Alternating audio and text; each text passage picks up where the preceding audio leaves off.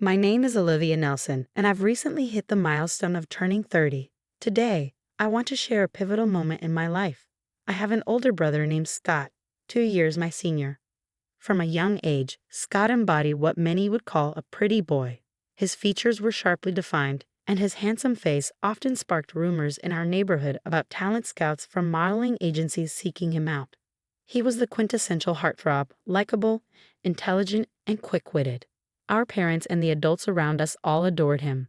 On the flip side, I seemed to be the odd one out in our family, always carrying a bit of extra weight. Despite having similar facial features to Scott, being chubby detracted from any charm I might have had. I was reserved, not particularly engaging, and tended to keep to myself, missing out on the accolades showered upon my brother for his intelligence. It didn't take long for people to start labeling us as polar opposites, a contrast that seemed to be echoed by our parents. As we grew, the differences in treatment became increasingly evident. While Scott received praise and attention, I often felt overlooked. Hand-me-downs became my norm, even down to ill-fitting shoes that caused me to stumble more times than I care to remember. The only thing I cherished was a backpack given to me by my grandparents before they passed away, a rare gift just for me. As Scott advanced to a prestigious private middle school, my parents beamed with pride, while I found myself relegated to a public school with minimal expectations placed upon me. Money for my education was deemed too scarce, a stark reminder of where I stood in my parents' eyes. I began to question why I was the only one treated differently, but my inquiries fell on deaf ears. Puberty brought with it a growing awareness of the disparities in our household. My mother's priorities seemed to lie elsewhere, leaving me to tend to chores while she socialized with friends. Even when I sought solace in friendships, my father's retort was always the same. What about the household chores? Scott, bless him, tried to intervene on my behalf, but his efforts fell short against the indifference of our parents. As Scott focused on his high school entrance exams, his presence in our home dwindled, leaving me to navigate the tumultuous waters of adolescence alone. The absence of my parents at parent-teacher meetings became the norm, a stark reminder of where their priorities lay. In 3 years of middle school, they attended just one meeting, a telling sign of the divide within our family. When I was in my first year, my parents attended the parent-teacher meeting, but during my second year, they stopped coming. By the crucial third year, when exams were just around the corner, they still didn't show up. My homeroom teacher expressed concern about possible issues at home, but I dismissed it. Although I recognized that my situation was far from normal, I didn't face physical abuse from my parents. I struggled to articulate the ongoing emotional distress I was experiencing. Admitting that my own parents didn't seem to care for me felt too humiliating. The incidents continued, with one particularly hurtful occurrence on New Year's Eve. At the end of that year, my parents took my brother to my mom's hometown, leaving me behind. Up until then, I had always been included in these trips, but that year they told me, "You're a student preparing for exams, so stay home and study." It felt like just an excuse, as if they simply found me bothersome. Alone on New Year's Eve, I didn't want to ask my friends to hang out, as it would reveal how isolated I was. Instead, I stayed home, keeping my feelings inside. I watched the Grammys, switched to the New Year's Eve specials, and went to bed after shedding a few tears. The next morning, I was startled awake by the insistent ringing of the doorbell. It was too early for my family to be back, so I anxiously checked the doorbell camera. To my surprise, my uncle and aunt from my mom's side stood at the door. I rushed over, my hair a mess from sleep, and asked them what was going on. "Olivia, you need to leave this house," my uncle stated firmly. "We've already spoken with your mother, and we'll handle the paperwork. Don't worry." I was stunned by his abruptness and struggled to process what he was saying. "Wait, what do you mean?"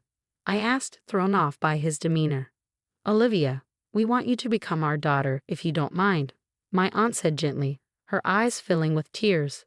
"We don't have children of our own, but we've always thought of you as our daughter since the day you were born." At the time, I couldn't grasp the full scope of the situation. My aunt and uncle, who were unable to have children due to illness, had always doted on me whenever they visited. They cared for me deeply and had often criticized the way my parents treated me. While my parents were preoccupied with my older brother, my aunt played with me and my uncle showered me with the latest treats and adorable clothes. My fondest memories were with them, far more than with my parents. My uncle, who had just come from speaking with my parents, began by saying, "Your parents have no intention of letting you go to high school. They plan for you to start working at 16 to help fund Scott's college education. We can't ignore this, Olivia. You have the right to an education and a chance to pursue your own dreams." I was shocked and hurt by the revelation that my parents were willing to sacrifice my future for my brother's benefit. It explained why they hadn't attended any parent-teacher meetings in recent years. They simply weren't invested in my aspirations. As I crumbled under the weight of this news, my aunt and uncle knelt beside me, offering comfort. "We may not be your biological parents, and you might feel uncertain about this, but we will ensure your happiness," they assured me. Tears welled up in my aunt's eyes as she hugged me tightly, both of us overwhelmed with emotion. "Olivia, you have the right to be happy, and we should have come for you sooner. If you're okay with it, we want you to become our daughter," my uncle added, his gaze intense and earnest. As I listened to their heartfelt words, I realized this was the first time I had ever felt truly wanted by adults. Though I was just over 10 years old, I knew what I needed to choose for my own future. I made the decision to officially become their adopted daughter. Fast forward 10 years since they welcomed me into their home, my aunt and uncle have poured boundless love upon me and filled my life with countless joyful experiences. My aunt delighted in selecting clothes for me, treating me to shopping sprees on holidays, while my uncle, who had always longed for father-daughter bonding, saved a bottle of wine from the year I was born for my 21st birthday celebration. Together we embarked on memorable trips, with my uncle's childlike enthusiasm leading us to zoos and aquariums, even during my high school years. These moments were etched in my heart as irreplaceable treasures, experiences I never shared with my biological parents. Initially, I referred to them as aunt and uncle, but over time, they became my parents in every sense. Now, I address them as mom and dad. It was through them that I learned of the hurtful remarks my biological parents made when they visited, belittling my appearance and intelligence.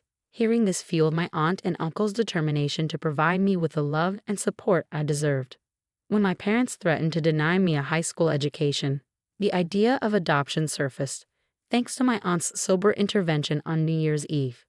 I am forever indebted to my aunt, who rushed to my side that fateful night, and I am determined to repay my wonderful parents for their unwavering love and sacrifice.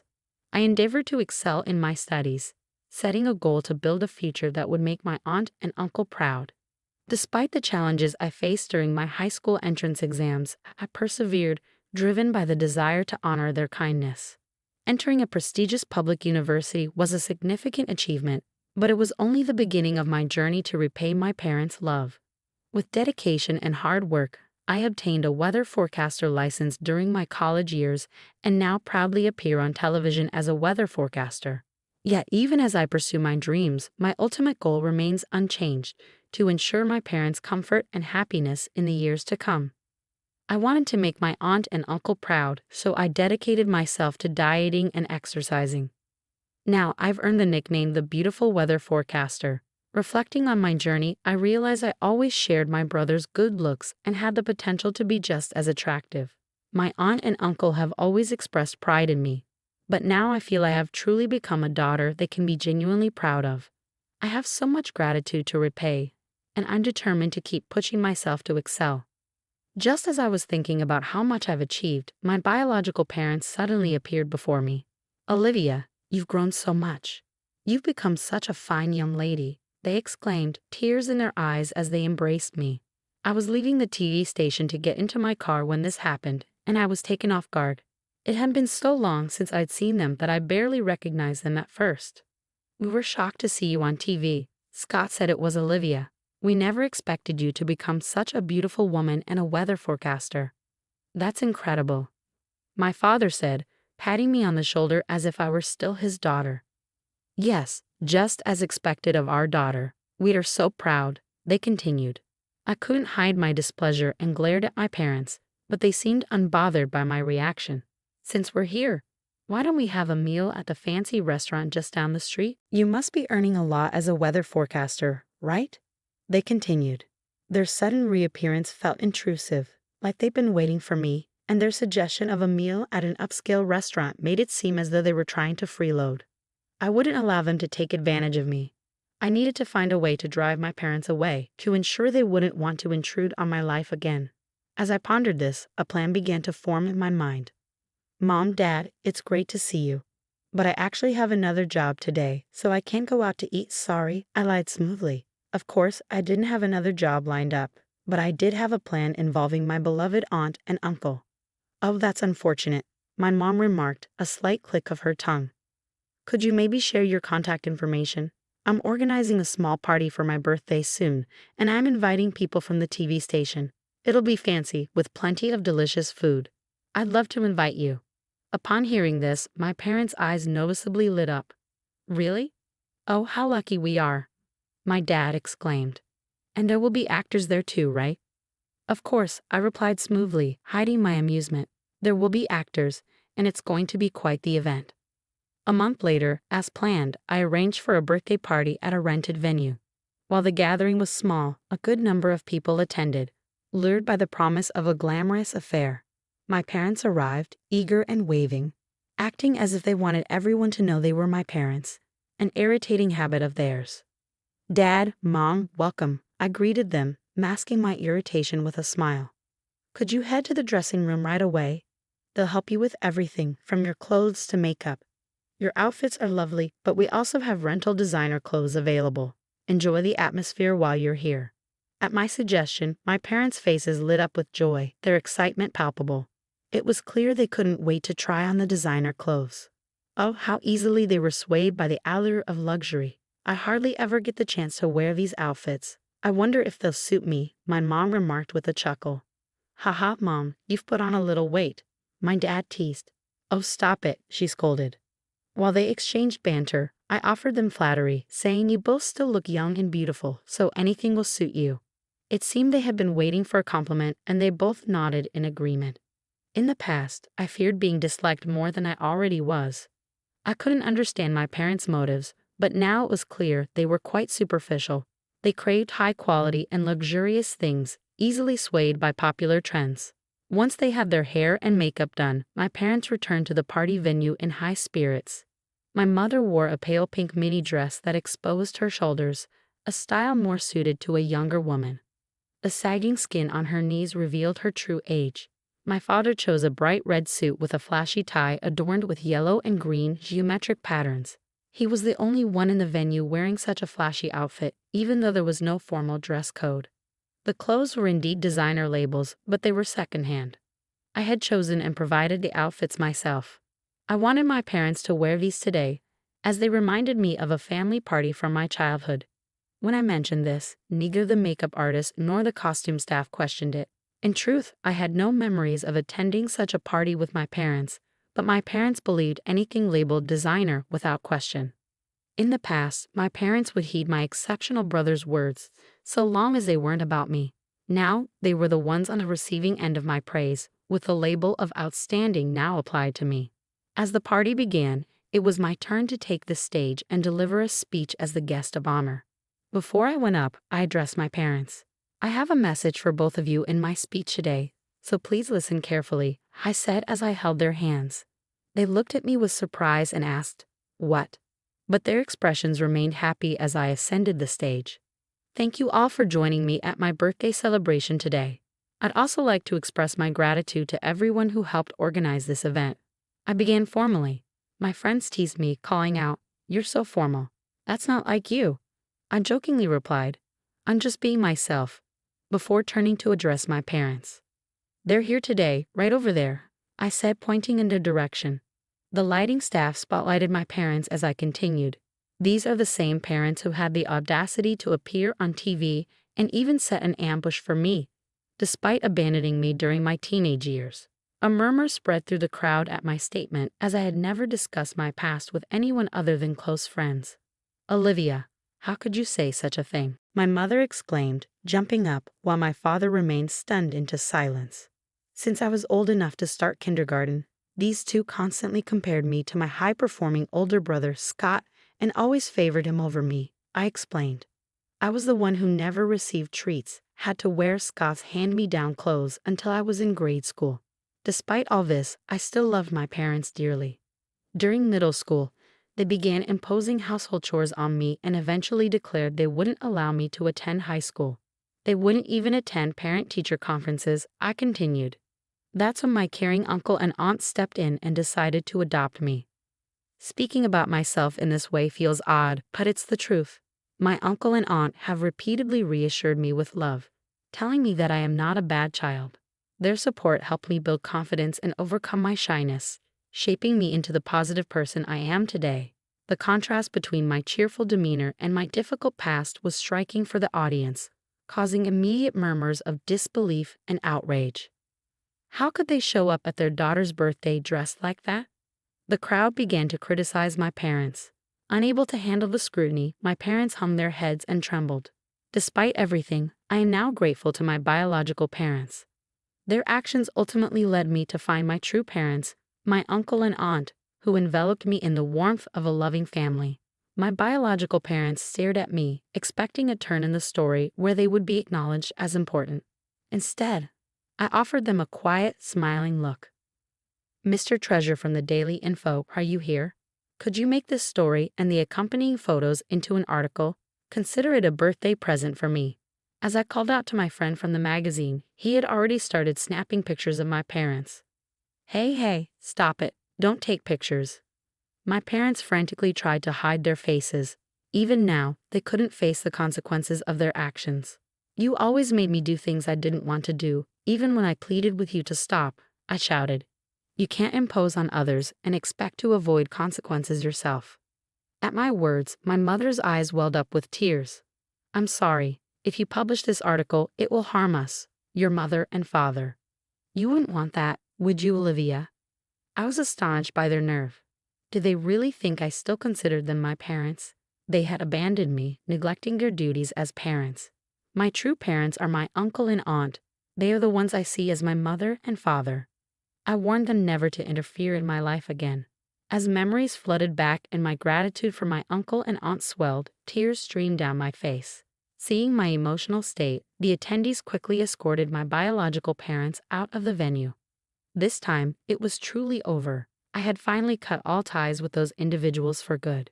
Reflecting on my achievements and the support from my uncle and aunt, I shed a few more tears, feeling a sense of liberation and accomplishment. Following the incident, a magazine editor asked if I was okay with how things unfolded. I affirmed my decision, urging them to proceed with the story. The resulting article on my upbringing was picked up by various TV shows and quickly gained attention. Concerns about my image being tarnished were unfounded. Instead, the story painted me as a modern Cinderella making a dramatic turnaround, and my reputation soared. On the other hand, my biological parents, let's reluctantly call them that, faced severe repercussions after the story was published. They became outcasts in our community and eventually decided to move. Gossip spread to my father's workplace, forcing him to resign. My mother, who had been a homemaker, was now unemployed. My brother Scott kept me updated on their situation, revealing they were living off their savings. Though Scott had initially hoped we could live together again, he soon understood that staying with my adopted family was the right choice for me. Scott remained a constant source of support throughout my college years, helping guide me in my studies. He ultimately chose to sever all ties with our biological parents after my story was published, jokingly stating he might only see them again at their funeral. Knowing Scott, he might not even attend that. 5 years have since passed. I married Mr. Treasure, who was working at the magazine that published my story, and we now have a pair of twins, a boy and a girl. As a mother, I am dedicated to ensuring my children are treated equally and grow up in a happy, loving environment, just as my aunt and uncle did for me, and as Scott has always watched over me from afar. I want my children to grow up kind and gentle, like my own family. Besides raising my children, I am committed to repaying the kindness shown to me by my uncle and aunt. This year, I surprised them with a trip to Oregon for our wedding anniversary, which we enjoyed with my husband and children. My aunt and uncle often tell me, Olivia, you have your own family now. You don't have to do this. But for me, giving back is a source of joy, not obligation. Seeing their happy faces brings meaning to my life. I tell them not to steal my pleasure as I plan our next surprise, maybe a luxurious hotel stay for the whole family. There is still so much we want to do as a family.